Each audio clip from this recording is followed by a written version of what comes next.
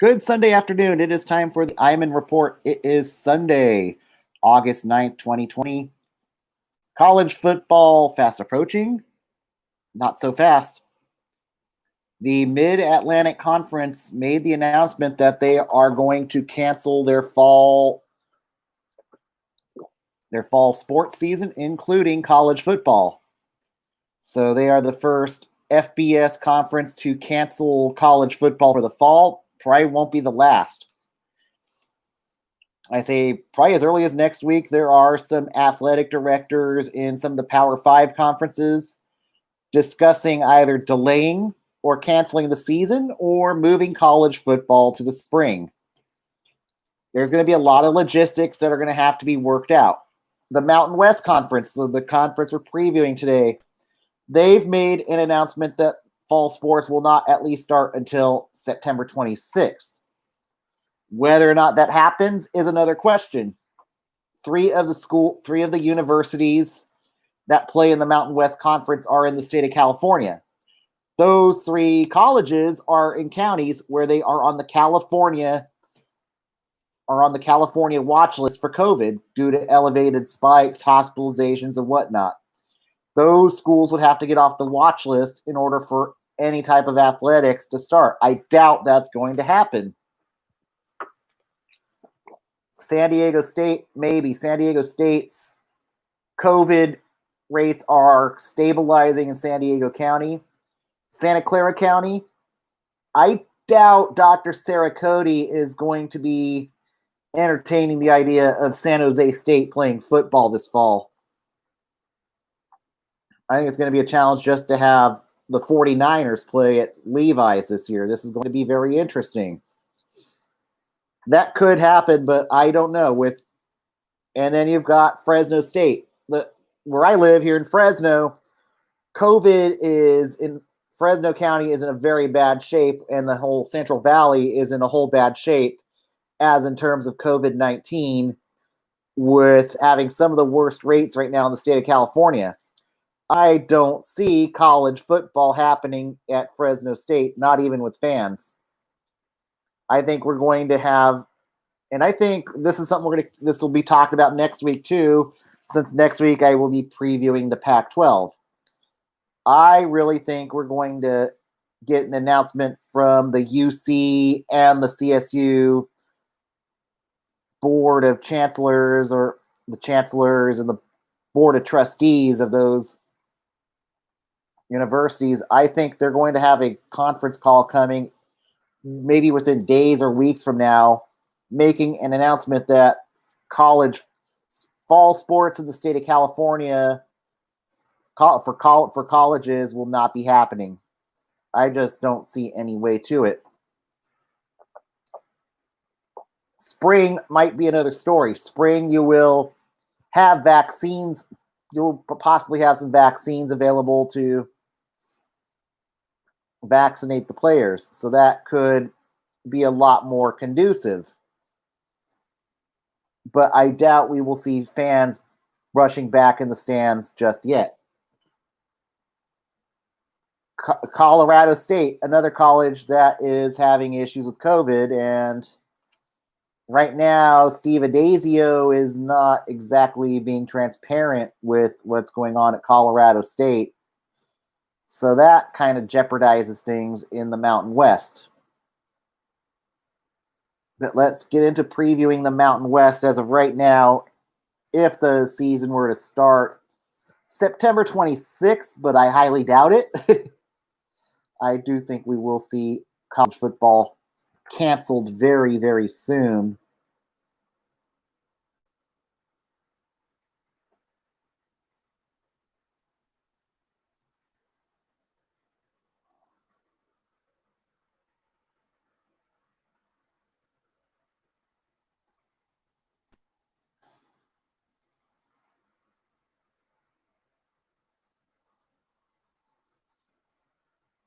We're going to start in the Mountain Division.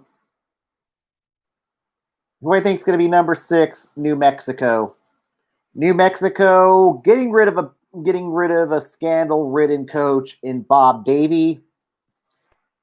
I think we'll see what happens there. Danny Gonzalez coming in to what is going to be a very long rebuild at New Mexico. New Mexico trying to go through a culture change, trying to bring some sort of trying to bring a stable coach, a stable culture at New Mexico. I think it's going to take some time to build a winning culture at the University of New Mexico. Number five, Colorado State. Eva Dazio coming to Colorado State, replacing Mike Bobo. We'll see how he does, but I kind of think Steve Addazio is already getting off to a bad foot with the COVID issue at Colorado State. And I think Colorado State's might win 4 or 5 games this year. Fourth place, Utah State. We'll see how Bodie Reeder replaces Jordan Love. Jordan Love heading to the Green Bay Packers. We'll talk about that in a moment. And then you got Andrew Peasley and Jason Shelley all battling for the starting job this year. This might be more of a transition year for Utah State, so I think maybe they'll be a 6-6 team this year. There's just too many seniors leaving Utah State, so I don't know if they're going to make the playoffs in Logan this year. Air Force. Air Force finished ranked last season under Troy Calhoun. Donald Hammond, they're going to be one of the best signal callers this year, but he was unfortunately not in good standing academically. You could see Warren Bryan, Chance Stevenson, Zach Larrier, Massigel, and Hazik Daniels battle for the quarterback's job. You do have Kadeem Remsburg, Timothy Jackson. Still, I think Air Force will have no problem getting back to a bowl game this year. Second place, I am going to go with the Boise State Broncos. Broncos are filling some holes. You've got Hank Bachmeier, and you do have Khalil Shakir, C.T. Thomas, Octavius Evans. But unfortunately, Boise State has kind of choked under Brian Harsin. And I'm going to go with a sleeper pick for first place, the Wyoming Cowboys. Craig Bull has really done a good job putting a good football program at Wyoming. I think this is the year the Pokes could be in the hunt to go to a Group of 5 bowl game if there is one this year. They could be a sleeper to go to a New Year's 6 bowl game this year. They've got Sean Chambers and Levi Williams. Chambers likely to start. But Wyoming's calling card is defense. They have one of the best defenses in the Mountain West. I am going to go with the Wyoming Cowboys. The Pokes will win the Mountain West this year. On to the Pacific Division.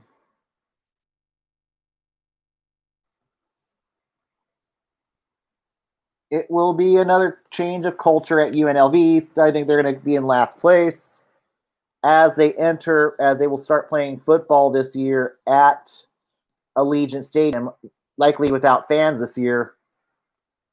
But who knows? Nevada right now not in the best shape as in terms of COVID-19.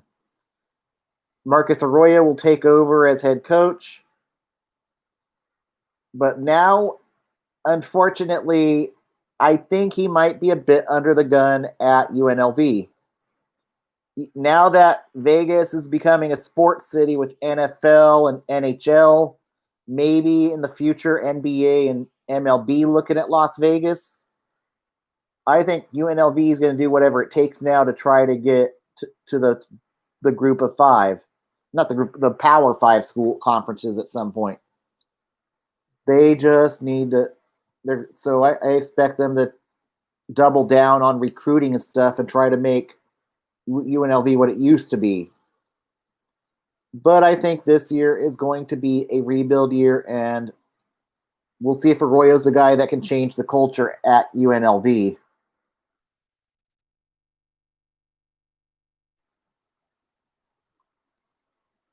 Fifth place, I am going to go with San Jose State.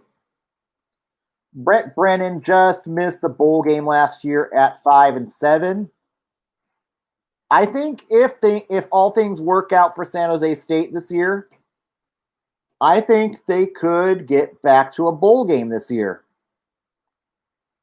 But whether or not, I think this is a school though where I don't know if we're going where if the Mountain West is intent on having football in the fall this year, I don't know if we're going to see San Jose State play this year.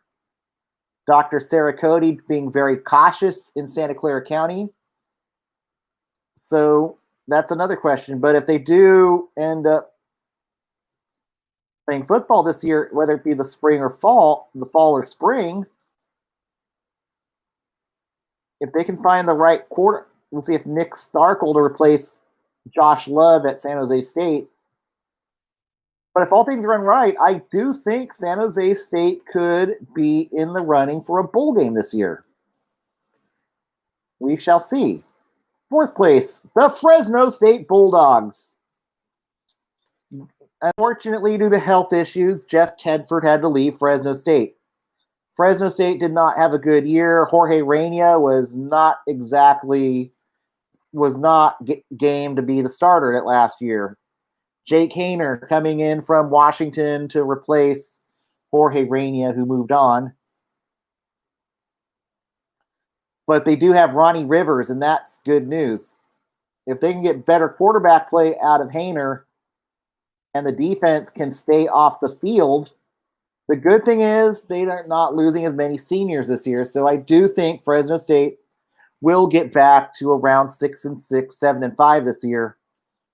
So if all things work out and they do get a season this year, Fresno State could definitely get back to a bowl game this year. Third place, the Hawaii Rainbow Warriors. Todd Graham bringing back a winning culture at Hawaii. We'll see if Shavon Corderio can replace Cole McDonald at quarterback this year. I don't think they'll win the division this year, but I do think Hawaii will be good this year. Second place, Nevada Wolfpack. Jay Norvell has really done a good job fixing the Nevada Wolfpack, and I can't see why not. UNR can, and then new Brian Ward joining as the defensive coordinator this year. UNR could be a sleeper to win the Pacific Division this year. But I do think they're getting back to what they used to be at UNR when you had Colin Kaepernick at quarterback and stuff like that. So I do think Nevada will be a contender this year. So we'll see how UNR does. But 8-4 is where I've got them.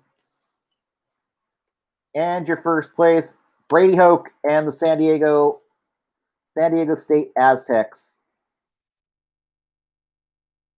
Hoke knows San Diego State well. I think we are going to see the good Brady Hoke back at San Jose State. And I think also San Jose State might have the top defense in the Pacific Division. So it will be San Jose State against Wyoming in the Mountain West Conference game, but I do think it'll be Wyoming's conference to lose this year. Now on to the NFC North. This is going to be a division in the NFL this year where I think it is wide open to win. There's going to be a lot of question marks. Each team has question marks this year in the NFC North, so this is going to be a very competitive division. Fourth place, I'm going to go with the Detroit Lions. Yeah, the daughter's taken over as the owner. I don't have any confidence in Matt Patricia. Matt Patricia and Bob Quinn are on the hot seat this year. This team is nothing without Matthew Stafford. David Blau just did not cut it last year. Detroit did make some strides on improving the defense, but will it be enough? Time will tell. I just don't see Detroit getting out of the cellar under Matt Patricia. Third place, the Green Bay Packers. I hate doing this. I think that, unfortunately, Green Bay is going to be a very distracted team this year. The Packers drafting Jordan Love signals the end of Aaron Rodgers in Green Bay. They did not. What's worse is they did not upgrade the receiving core or the running game this year in Green Bay.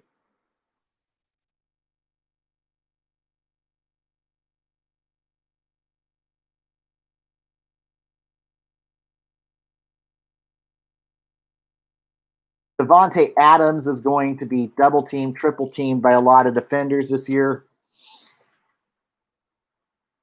And the rest of the receivers are not good on the Packers. The defense could take a step back. I think we could see a very divided locker room this year just because of Jordan Love, unfortunately. And I think this is going to be the end of Aaron Rodgers. He's likely going to demand a trade out of Green Bay after this season. I think Green Bay finishes somewhere closer to 8-8, 7-9 this year due to all the potential distractions going on in Green Bay. Second place, the Bears. The Chicago Bears will not win the NFC North. Matt Nagy is a very good head coach. Unfortunately, Ryan Pace is not a good GM. And I don't know if Nick Foles is good. Nick Foles is not any better than Mitch Trubisky. No. I don't. Trubisky is average, but what really has Nick Foles done outside of Philadelphia? What is going to save Chicago this year is defense. Chicago does have a very good defense. And I do think the defense might be just good enough to get Chicago on the edge of a wild card this year. If both, and this could realistically happen, if both Trubisky and Foles bomb in Chicago this year, I think it's going to be Ryan Pace that pays the price, especially if Chicago misses the playoffs. It's not Matt Nagy's fault at quarterback. It's Ryan Pace's fault. Chicago could easily be finding themselves drafting a quarterback next year, and I think that is a real possibility in Chicago. But I do think Chicago will be around 8-8, 9-7 this year. Now just be good enough to either win the North or get in as a wild card. And the first place team, I think it'll probably be 10 wins will do it this year in the NFC North, the Minnesota Vikings. Kirk Cousins, you do have Kirk Cousins, but what's going to hurt is the loss of Stephon Diggs. Diggs going to Buffalo is going to sting Minnesota this year. You do have a bunch of rookie wide receivers, but Minnesota does have a good defense. And I think the defense should be good enough to carry the Minnesota Vikings this year. But I don't think they're going to be any more than one and done come playoff time this year in Minnesota. But I do think the Vikings will win the NFC North at round 10-6 this year. Next week, it will be the time for the NFC South. And that is going to be a very fun division for the NFL this year. On top of that, we will have previews on the Pac-12 division. So we will find out this week. There could be announcements coming this week from conferences that the season could be canceled as of next week. I think that's a real possibility. And Pac-12, I think Pac-12 is one of those conferences I do not think will be playing this fall. And we will preview the Pac-12 next week. So everybody stay safe, mask up, stay 6 feet apart, have a good day.